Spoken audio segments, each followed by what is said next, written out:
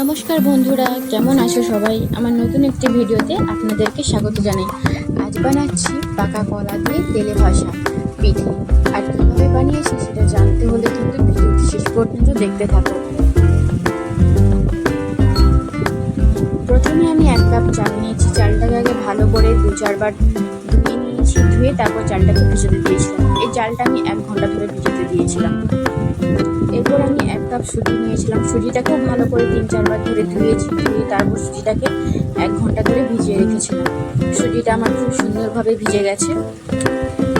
এরপর একটা মিক্সির কৌটোর মধ্যে সুজিটা দিয়ে দিলাম। এরপর এর মধ্যে দিয়ে দেবো চালটা।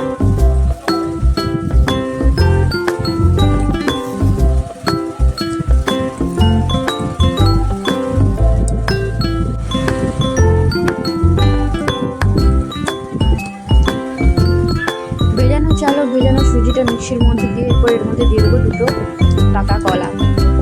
2টো পাকা কলাকে ভালো করে ভেঙে নিয়েছি। ভেঙে এটাকে একটু ভালো করে মিক্সিতে বেটে নেব।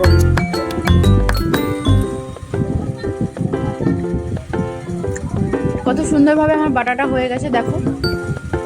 এর মধ্যে কোনো কিছুই আর গোটা গোটা নেই। খুব স্মুথলি ভাবে বাটাটা আমার হয়ে গেছে।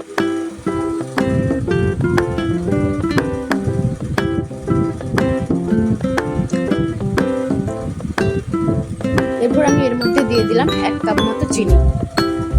চিনিটা দিয়ে একটু ভালো করে গুলিয়ে নিচ্ছি।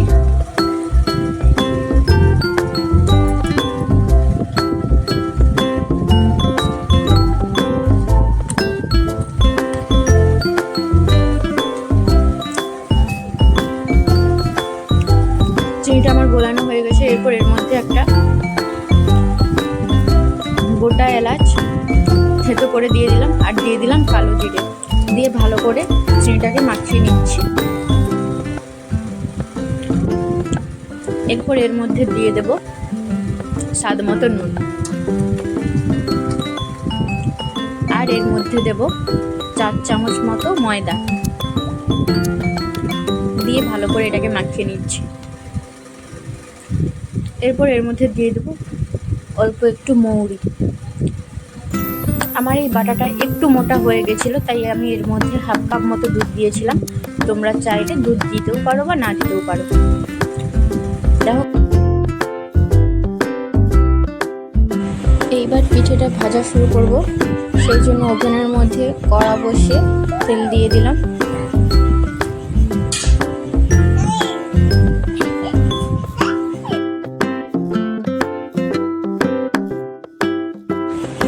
আমার গরম হয়ে গেছে। এরপর এর মধ্যে একটা একটা করে পিঠে ভেজে নেব।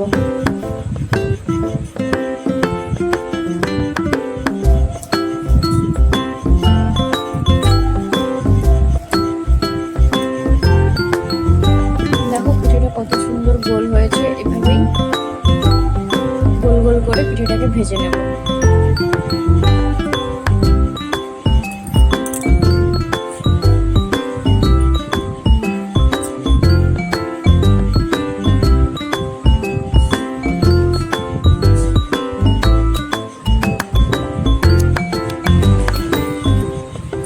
এভাবেই একটা একটা করে বাকি পিঠেগুলো আমি ভেজে নিচ্ছি।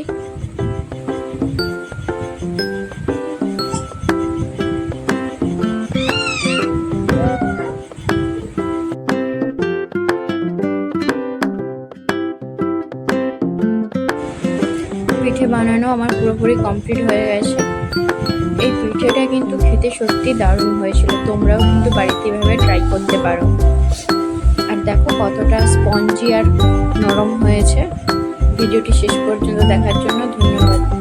আর হ্যাঁ, অবশ্যই লাইক, কমেন্ট, শেয়ার করতে ভুলো না বন্ধুরা।